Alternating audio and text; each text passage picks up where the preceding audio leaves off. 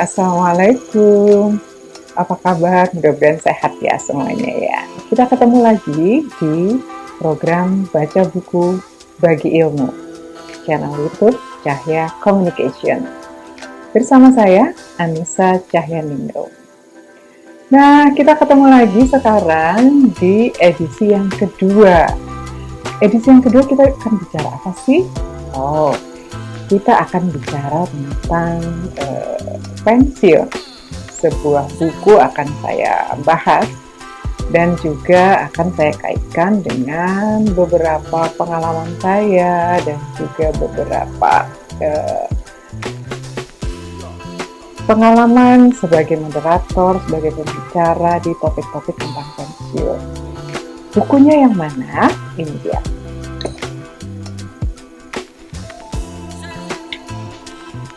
Retire, don't retire. Ya. Oh ya, beberapa bertanya, apakah program baca buku bagi ilmu ini sebuah resensi buku? Bukan ya. Jadi ini hanya bahasan satu topik yang dikaitkan dengan sebuah buku yang saya baca yang ada di perpustakaan kami.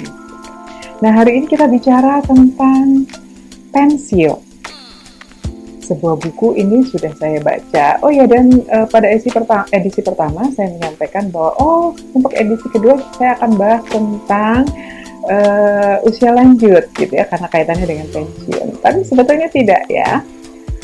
Teman-teman yang masih muda boleh juga menyaksikan topik kali ini, karena pensiun itu memang perlu dipersiapkan sejak muda gitu ya. Jadi sekarang yang masih di usia produktif, nanti kita lihat persiapannya apa sih. Tapi ada satu hal yang lebih menarik lagi, bukan hanya persiapan, tapi retire.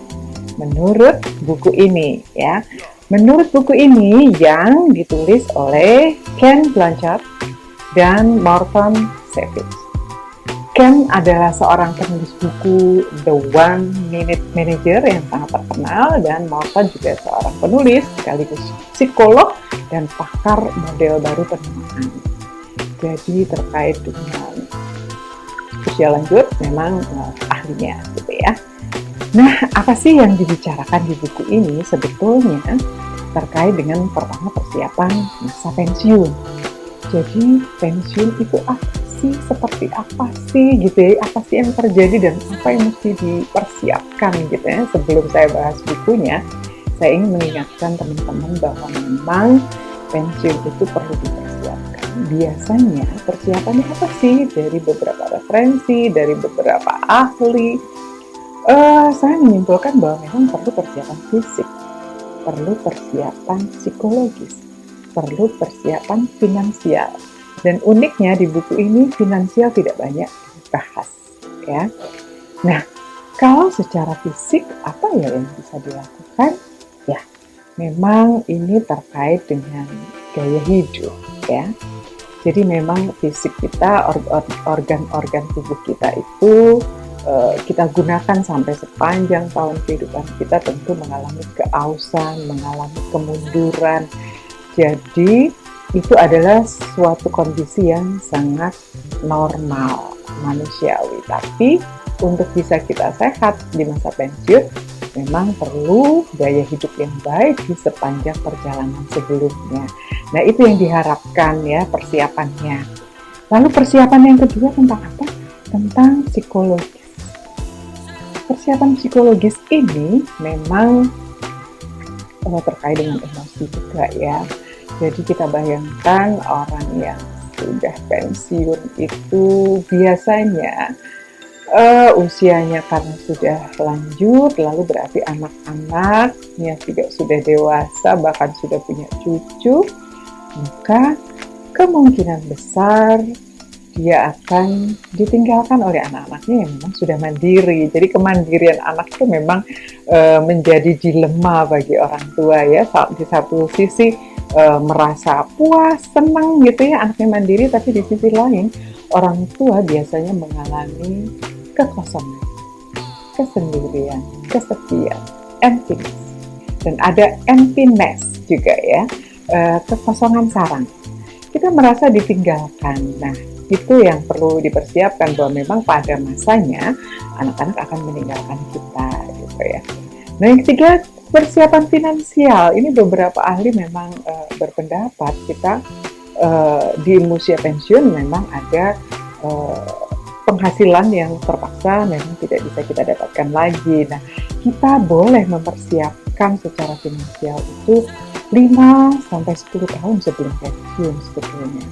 Kita bisa membuat investasi ya, melakukan investasi, melakukan bisnis dan yang disarankan oleh para ahli adalah kalau memang itu akan melakukan bisnis, sebaiknya bisnisnya itu yang terkait dengan hobi kita, itu jauh lebih menyenangkan karena diharapkan kalau toh kita masih beraktivitas dan menghasilkan, itu adalah pekerjaan-pekerjaan yang memang membuat kita bahagia gitu. Nah, itu adalah persiapan-persiapan yang seringkali disarankan pada saat kita menjelang pensiun, dan persiapannya tentu tidak tiba-tiba ya. Nah, apa yang dibahas oleh Ken dan Morton di buku ini?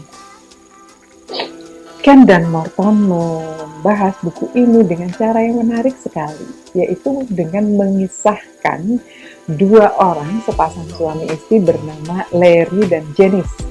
Larry dan Janice ini pasangan yang juga sudah berusia senja. Digambarkan di buku ini, mereka berdua sedang mengikuti acara reuni SMA, reuni bersama teman-teman SMA. Nah, pada saat mereka berdua ketemu teman-teman SMA-nya, kemudian melihat satu kenyataan bahwa ternyata teman-teman yang tentu notabene hampir sama usianya ya, kondisinya berbeda-beda. Banyak yang memandang bahwa kehidupan ini seperti hampir berakhir. Saya mencatat, ada anggapan bahwa sisa hidup adalah hukuman, bukan kesempatan. Nah, ini yang ditangkap oleh Larry dan Janice dalam bukunya Ken dan Morton ini sebagai suatu perenungan. Jadi ada teman-teman yang menganggap bahwa sisa hidupnya itu adalah menunjukkan, berarti bahwa kesehatan yang buruk. Di masa pensiun artinya kesehatan buruk, aktivitas terbatas, tidak ada lagi kesempatan, tahun-tahun terbaik sudah lewat, hubungan yang tamat, dan impian yang hancur. Jadi seolah-olah udah nggak ada lagi nih, walaupun kita persiapkan kemarin-kemarin, tapi akhirnya harus berakhir kok begitu. Nah, Ken dan Morton ingin menyemangati kita bahwa sebetulnya melihat masa pensiun itu tergantung persepsi kita tentang bagaimana memaknai pertambahan usia dan juga memaknai kehidupan. Nah, apa yang dimaksud revire dalam buku ini? Menurut Ken dan Morton, revire itu diartikan bangkit kembali, menyambut hidup dengan semangat, memandang setiap hari sebagai sebuah kesempatan berpetualang dan belajar. Jadi semangat lagi gitu loh, jadi semangat lagi untuk belajar lagi dan bahkan berpetualang sesuai usia kita gitu. Itu yang diharapkan dalam revire. Kita bangkit lagi, dan revire juga memompa gairah dan gaya hidup ke dalam setiap bidang kehidupan. Memompa gairah hidup dan gaya hidup dalam semua bidang kehidupan. Nah, bidang kehidupan yang dimaksud oleh Ken dan Morton dalam buku ini adalah revire dalam 4 hal.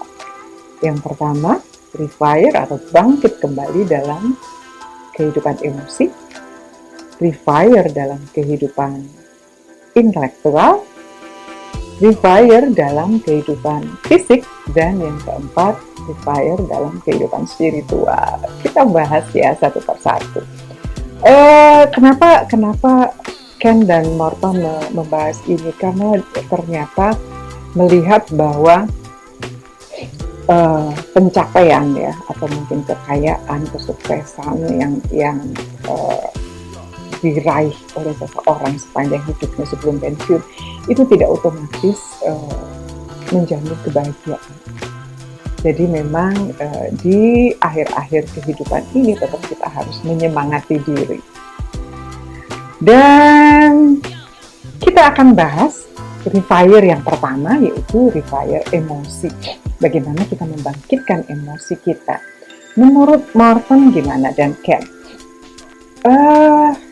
Pada saat kita sedang menjalani usia yang sudah lanjut ya, kita mungkin akan bisa jadi menemukan orang-orang yang terasa menjengkelkan ya. Banyak sekali nih perseteruan atau konflik dengan anak-anak, konflik dengan menantu begitu ya.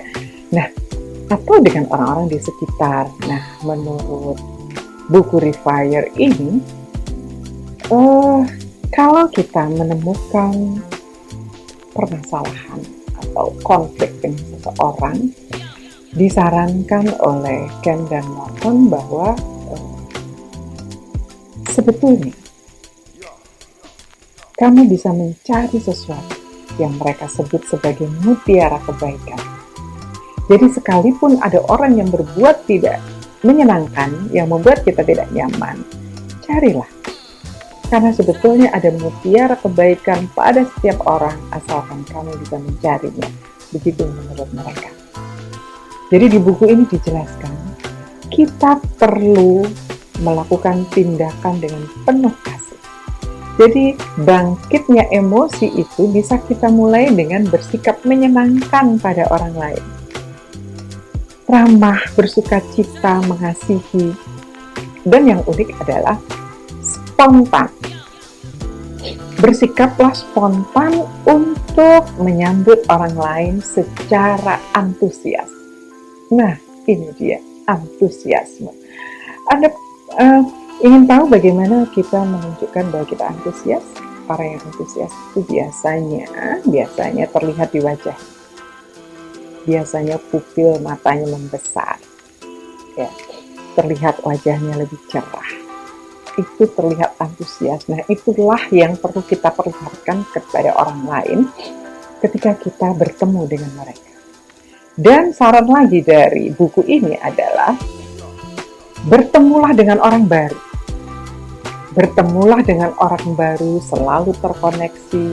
Pergilah berjalan selama 30 menit dan temukan orang-orang yang mungkin jarang Anda temui.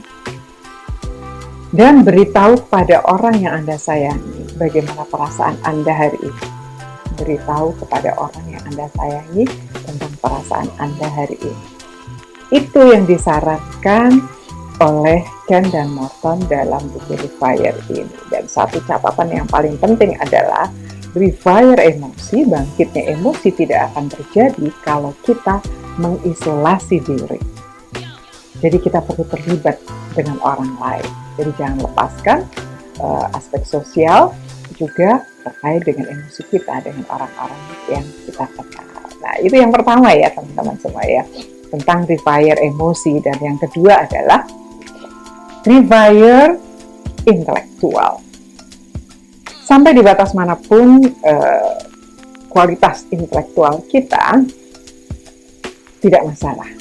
Jadi yang penting adalah kita terus membangkitkan kualitas otak kita.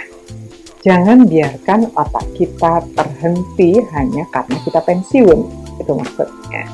Jadi apa yang bisa kita lakukan untuk merewire, membangkitkan intelektual kita? Yang pertama menurut buku ini adalah terbuka untuk belajar. Jadi mencari pembelajaran dalam setiap situasi. Jadi setiap kali ketemu orang, setiap kali berada di mana, ayo kita cari informasi, gitu ya. Dan kemudian yang kedua, jadilah pembaca. Nah, ayo baca buku ya. Terus mencari informasi baru dimanapun. Nah, sekarang membaca itu tidak hanya di buku tentu saja ya, kita bisa baca-baca di online dan sebagainya. Dan ini sangat menstimulasi otak kita. Dan poin yang ketiga dari rewire intelektual ini adalah yang biasanya mungkin agak sulit bagi orang-orang yang sudah lanjut ya, yaitu dapat diajar. Dapat diajar. Jadi kita membiarkan orang lain membimbing kita. Ini yang kadang-kadang paling sulit. Biasanya orang yang sudah dewasa, orang yang sudah matang gitu ya, orang yang sudah sukses merasa paling menguasai satu hal gitu ya, paling menguasai profesionalitasnya. Jadi bisa juga kita belajar hal lain ya, hal lain yang berbeda dengan profesi kita misalnya. Jadi biarkan orang lain membimbing kita, itu ternyata bisa membangkitkan intelektual kita. Ya, keempat dan kelima adalah berani dan gigih. Berani menjelajah wilayah baru, berani menjelajah ilmu-ilmu baru, mencoba, tapi harus menyenangkan ya, dan gigih semangat gitu. Nah, itu ternyata bisa menstimulasi otak kita untuk tetap bangkit ya, supaya otak-otak kita saraf-sarafnya tetap tersambung dengan baik, dan itu kualitasnya akan menjadi lebih baik. Itu adalah rewire intelektual ya, membangkitkan intelektual menurut buku Ken dan Morton ini. Yang ketiga, rewire fisik. Nah, ini yang seperti saya bahas tadi ya, sesuai dengan persiapan tadi, bahwa memang kita akan lebih baik kalau kita mempersiapkannya justru sebelum pensiun. Jadi di masa muda, teman-teman semua yang masih muda, yang di usia produktif, apalagi jangan terlalu memforsir diri gitu ya. Pola hidup, gaya hidup, pola makan, pola tidur, istirahat, olahraga. Ini adalah kunci utama. Ya. Hidup secara seimbang. Oh ya, disarankan juga orang yang sudah lanjut usia ini berlatih ya, berlatih bahkan dari muda nih, jinjit, tahu nggak sih jinjit ya, kakinya dia bertumpu pada ujung kaki itu setiap hari, terus kemudian berjalan dengan satu kaki, mencoba tuh tek gitu ya, berlatih gitu, itu untuk keseimbangan fisik ya, ternyata itu bisa menjadi ukuran apakah kita cukup sehat atau tidak gitu ya. Nah, secara fisik ini, kalau dalam persiapan ketika masih muda, menurut buku ini, segera cari tahu ya, segera cari tahu apa sih hal-hal yang membuat sehat, resep-resep apa yang membuat sehat. Nah, kalau kita sudah di usia ini, merewire-nya adalah temukan dari hal-hal yang terjadi pada diri kita. Jadi, satu hal yang perlu disadari adalah memang tadi, kemunduran, bahwa kita memang akan mengalami kemunduran fisik. Ada fungsi-fungsi organ tubuh kita yang tidak berjalan lagi dengan baik ya, tidak seperti semula. Nah, yang penting menurut Ken dan Morton ini adalah kita segera menemukan gejalanya, kendalanya apa, dan lalu mencari bagaimana cara menanganinya. Kita berkonsultasi kepada dokter ya, ada gejala seperti ini supaya segera tertangani. Dan selain kita mencari tahu apa yang bisa dilakukan untuk menanganinya, juga ada langkah konkret yang diharapkan oleh Ken dan Morton. Langkah konkret kapan kita akan melakukannya. Dan buat target, jadi kalau kita mau sehat nih, menurut buku ini, buat target yang masuk akal, yang logis ya.